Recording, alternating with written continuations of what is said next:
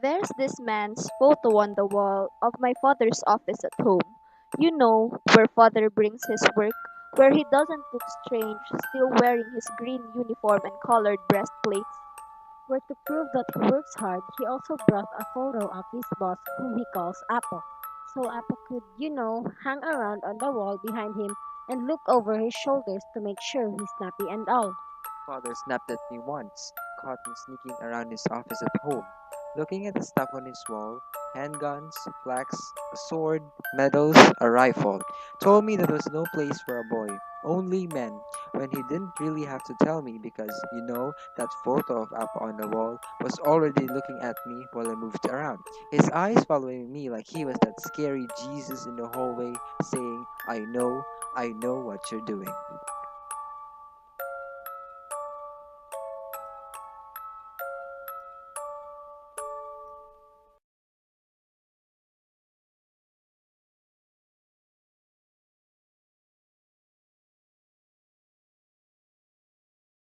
For me, martial law is equivalent to Dark Ages in medieval period.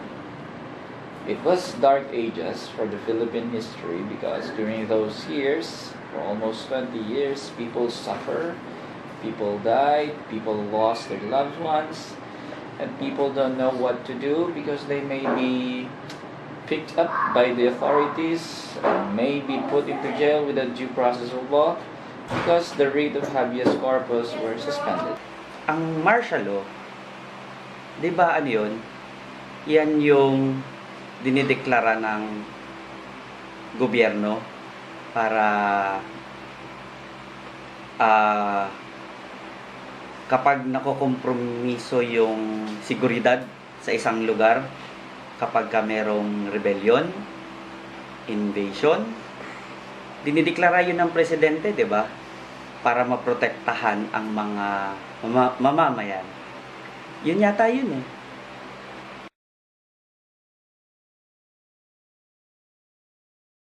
Yes, of course, especially here in Mindanao because it requires public safety in which it is a must for every Filipino citizen to have it. And of course, with the president, with his guarded rights and rules in accordance with the constitution, well, I guess there's nothing to ikatakot ba yun? There's nothing to fear about declaration of martial law. I agree with the proclamation of martial law before during the Marcos period because there were valid reasons in proclaiming that. There was rebellion and somehow there was invasion. And those are the two reasons, valid reasons in proclaiming martial law.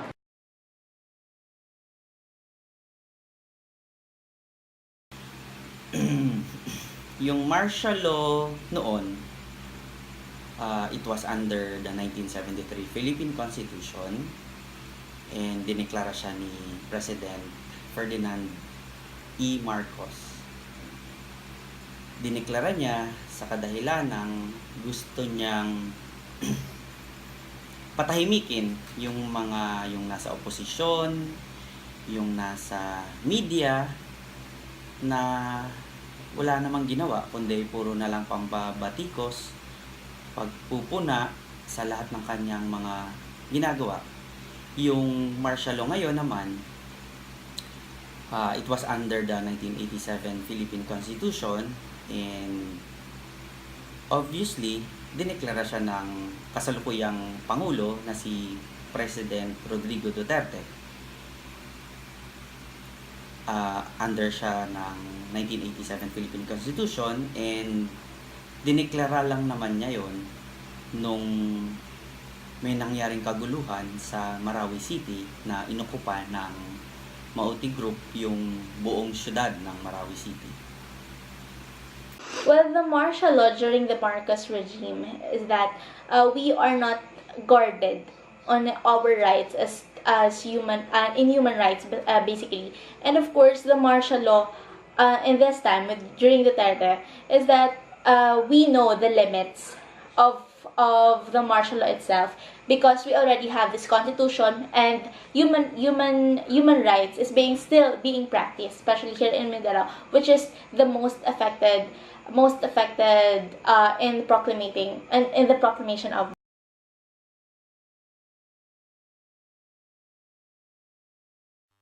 I have learned that martial law had a good effect to our economy, and most especially, I've learned that a lot of people were hurt and suffered during those times. And while we're conducting the interview about martial law, I've learned that martial law brings a lot of bad memories to those people who experience it. And I hope that the martial law now will not be the same to the martial law before, where there are lots of abuses and I am in favor of martial law. Yes, I've watched some videos and I've read some informations about martial law, but that won't still affect on how I see martial law. Yes, I also respect those opinions and reactions from those victims of the martial law before. And yes, I'm still hoping that um, the martial law before won't repeat itself to the martial law today. Actually, I am not very knowledgeable about martial law, but based on my comprehension, the videos that I've watched and the stories that I've heard about martial law is that it is very cliche to us, especially millennials and our parents perhaps. During the presidency or the reign of President Ferdinand Marcos, the proclamation of martial law began. It started September 21, 1972, and I think the purpose was that to expose the evils of the society and because of rebellion.